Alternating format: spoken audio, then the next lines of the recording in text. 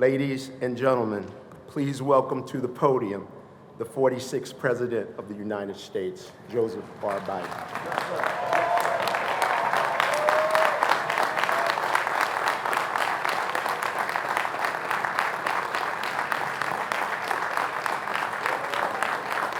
Thank you.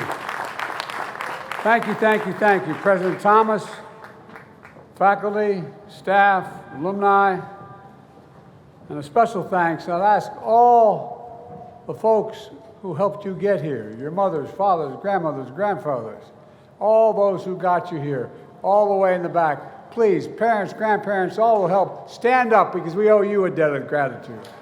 To all the families.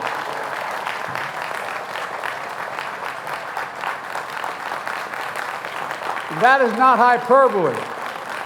A lot of you, like my family, had to make significant sacrifices to get your kids to school. It mattered. It's mattered a lot. And the friends of Morehouse and the Morehouse men of the class of 2024, I got more Morehouse men in the White House telling me what to do than I know what to do. You all think I'm kidding, don't you? You know I'm not. And it's the best thing that's happened to me. Scripture says, the prayers of a righteous man availeth much. In Augusta, Georgia, a righteous man once enslaved set foot for freedom. The story goes, he feared no evil. He walked through the valley of the shadow of death on his way north to free soil in Philadelphia. A Baptist minister, he walked with faith in his soul, power in the steps of his feet to glory. But after the Union won the war, he knew his prayers availed him freedom that was not his alone. And so this righteous man, Richard Coulter, returned home, his feet weary, his spirit in no ways tired. 157 years ago, you all know the story, but the rest of the world doesn't and should.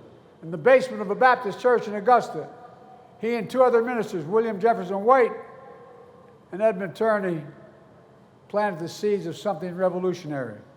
And it was at the time.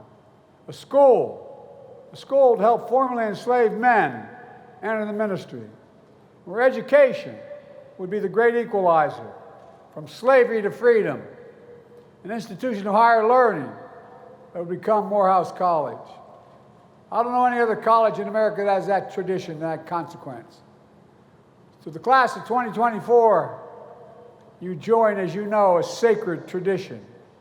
And education makes you free, and Morehouse education makes you fearless. I mean it. Visionary, exceptional. Congratulations, you are Morehouse men. God love you.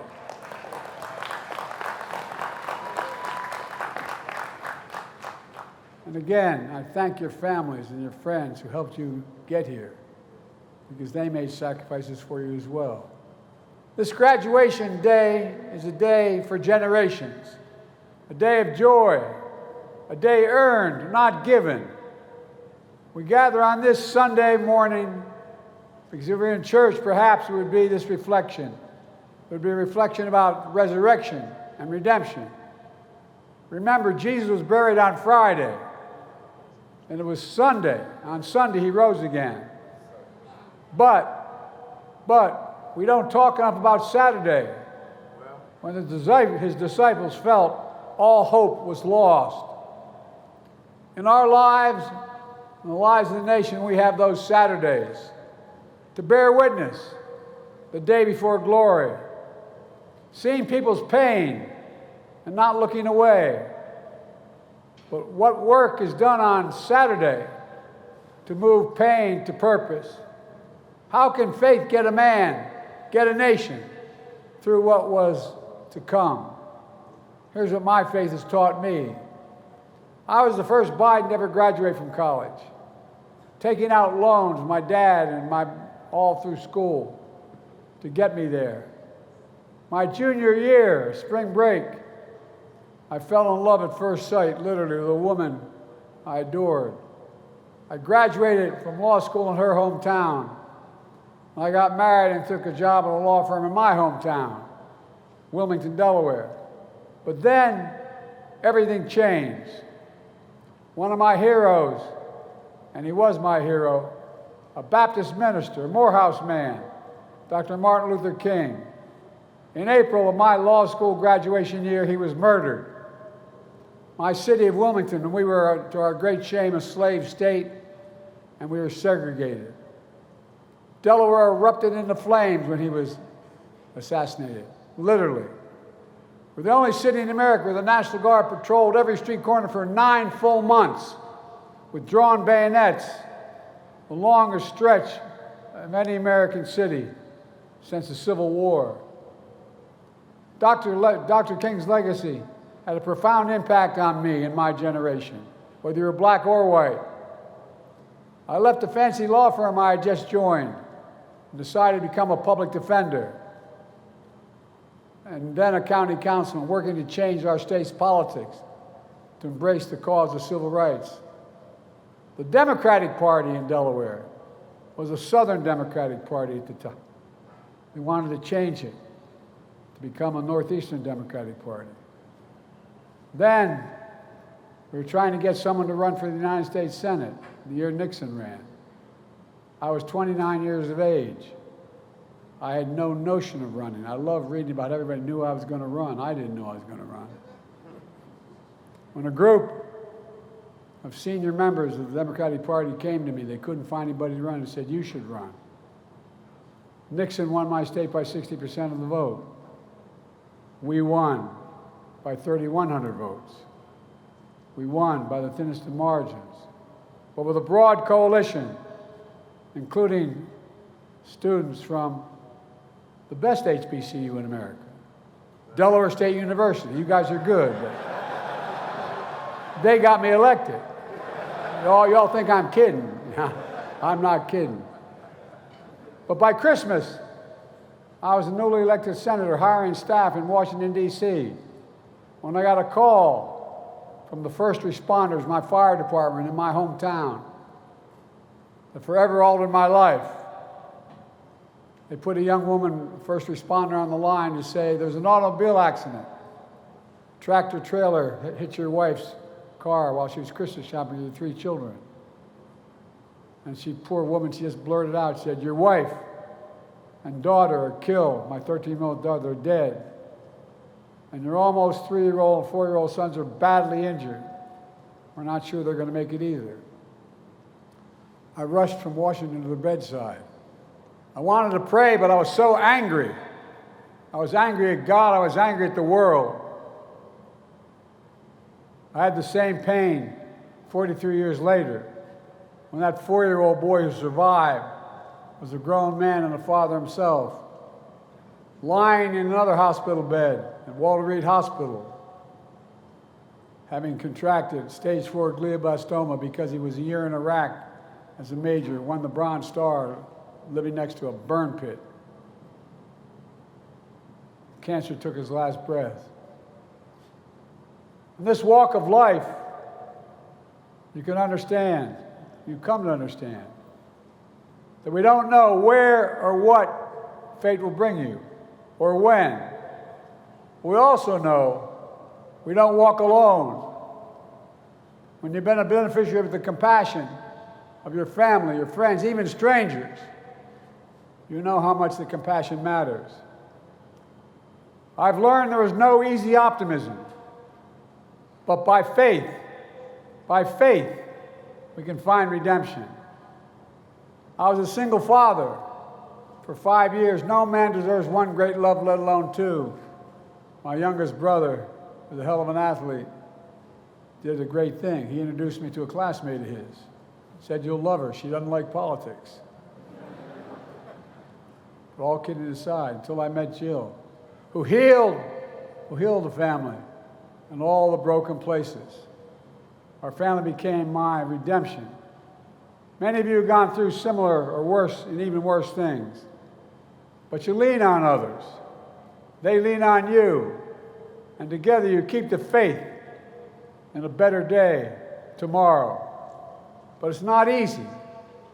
I know 4 years ago, as some of your speakers have already mentioned, it felt like one of those Saturdays. The pandemic robbed you of so much. Some of you lost loved ones, mothers, fathers, brothers, sisters, who aren't able to be here to celebrate with you today. You missed your high school graduation. You started college just as George Floyd was murdered. And there was a reckoning on race. It's natural to wonder if democracy you hear about actually works for you. What is democracy? If black men are being killed in the street, what is democracy? The trail of broken promises still leave black communities behind. What is democracy? You have to be 10 times better than anyone else to get a fair shot. And most of all, what does it mean, as we've heard before, to be a black man who loves his country, even if it doesn't love him back in equal measure?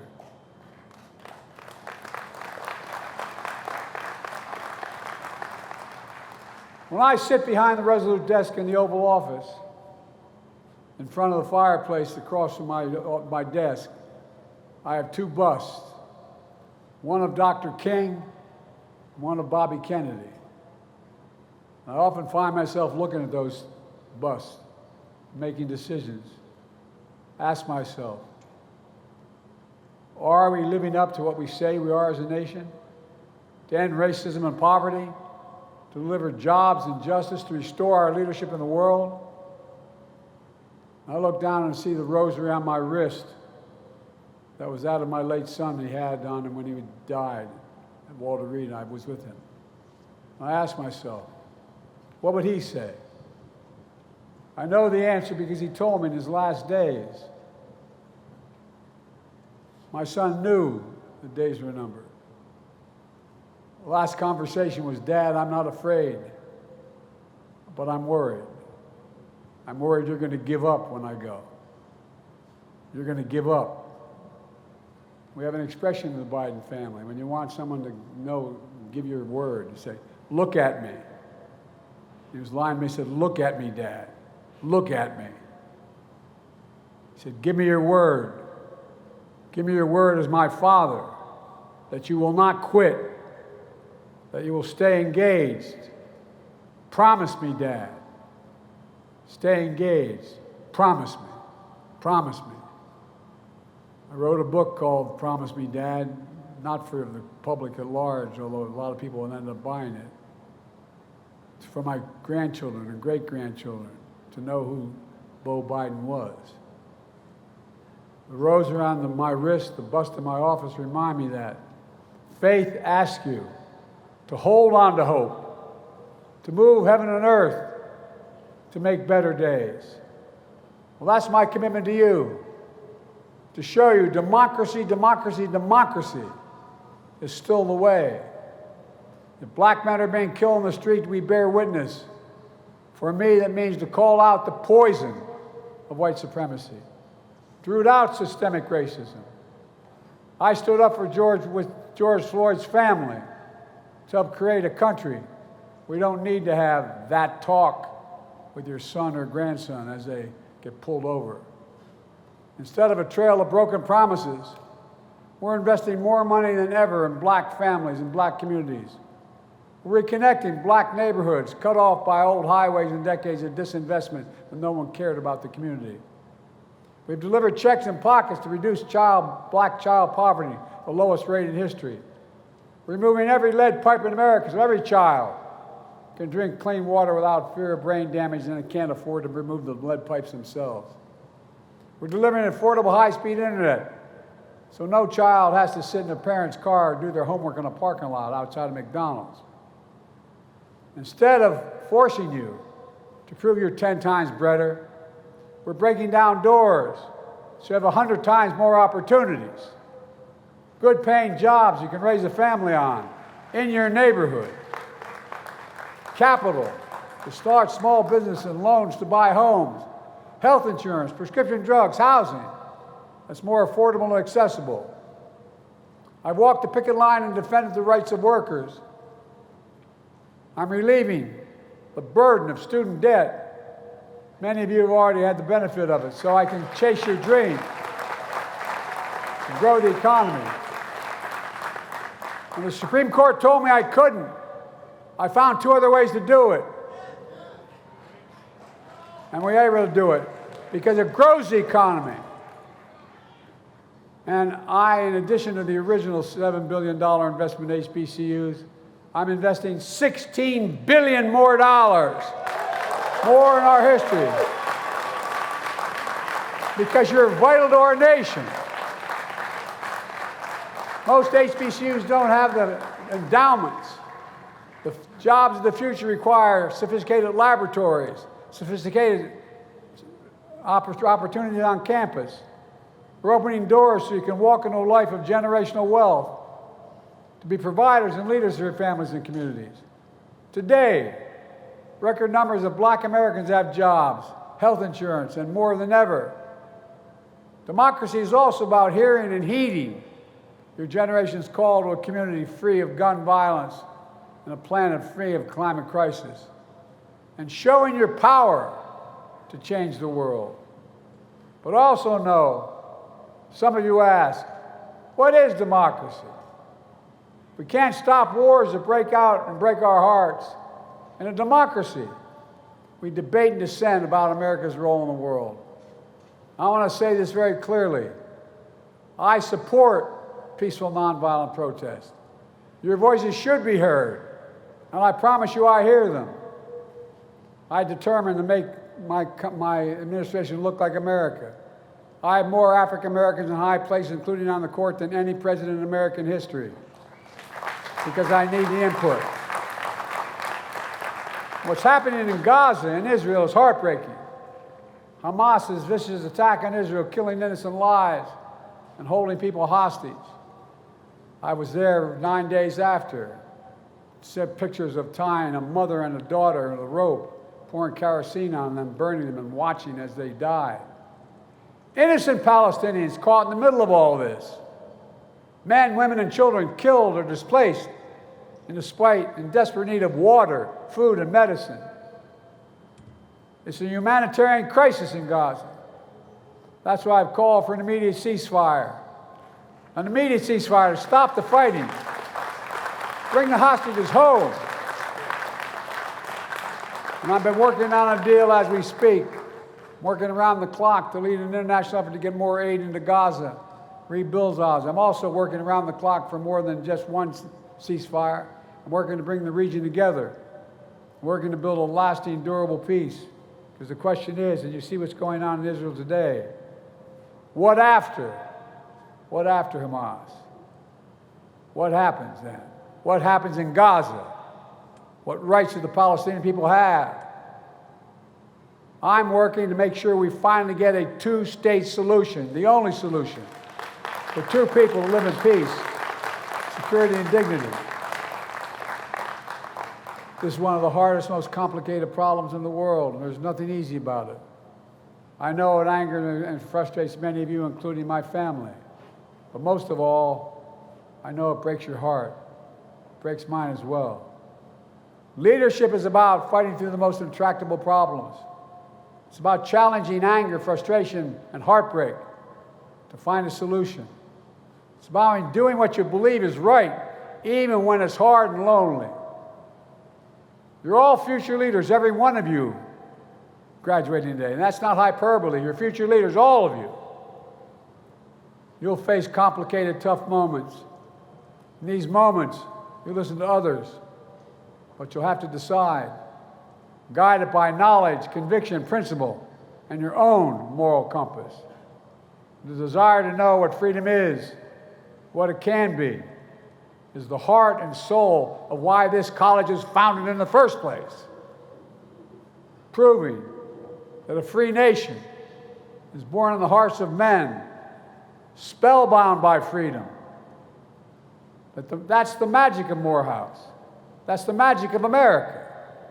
But let's be clear. What happens to you and your family when old ghosts in new garments seize power? Extremists come for the freedoms you thought belonged to you and everyone. Today in Georgia, They won't allow water to be available to you while you wait in line to vote in an election. What in the hell is that all about? I'm serious. Think about it. And then the constant attacks on black election workers who count your vote. Insurrectionists who storm the Capitol with Confederate flags are called patriots by some. Not in my house. Black police officers, black veterans protecting the Capitol were called another word, as you'll recall. They also say out loud, these other groups, immigrants poison the blood of our country. Like the Grand Wizard and fascists said in the past. But you know and I know, we all bleed the same color. In America, we're all created equal. Extremists close the doors of opportunity, strike down affirmative action, attack the values of diversity, equality, and inclusion. I never thought when I was graduating in 1968, as your honoree just was, we talked about, I never thought I'd be a president at a time when there's a national effort to ban books, not to write history, but to erase history. They don't see you in the future of America, but they're wrong. To me, we make history, not erase it.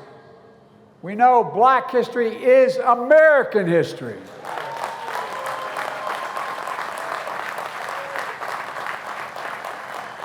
Many of you graduates don't know me, but check my record. You know what I'm saying. I mean from my gut.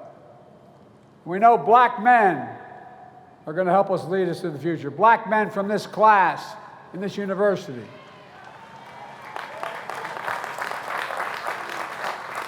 But graduates, this is what we're up against. Extremist forces aligned against the meaning and message of Morehouse. And they peddle a fiction, a caricature, what being a man is about. Tough talk, abusing power, bigotry. Their idea of being a man is toxic. I ran them all the time when I was younger. I only get started. But that's not you. It's not us. You all know and demonstrate what it really means to be a man. Being a man is about strength, of respect and dignity. It's about showing up, because it's too late if you have to ask. It's about giving hate no safe harbor and leaving no one behind and defending freedoms. It's about standing up to the abuse of power, whether physical, economic, or psychological. It's about knowing faith without works is dead. Look, you're doing the work. Today I look out at all you graduates and I see the next generation of Morehouse men. We're doctors and researchers curing cancer, artists shaping our culture, fearless journalists and intellectuals challenging convention. I see preachers and advocates who might even join another Morehouse man in the United States Senate. You can clap for him, he's a good man. As I said, I'm proud to have the most diverse administration in history, to tap into the full talents of our nation. I'm also proud of putting the first black woman on the United States Supreme Court.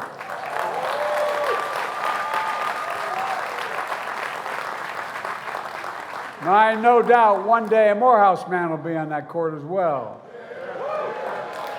Oh, you know it. I've been vice president of the first black president and become my close friend, and president to the first woman vice president. Well, I have no idea, no doubt, that a Morehouse man will be president one day, just after an AKA from Howard.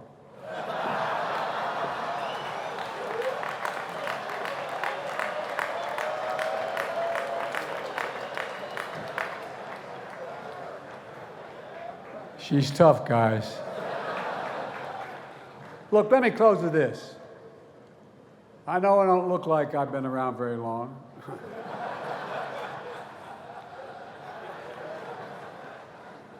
But in my career, for the first 30 years, I was told, "You're too young, kid." It used to stop me from getting on the Senate elevator when I first got there, for real. Now, I'm too old. Whether you're young or old, I know it endures. The strength and wisdom of faith endures. And my hope for you is, my challenge to you is, that you still keep the faith so long as you can. That cap on your head proves you've earned your crown.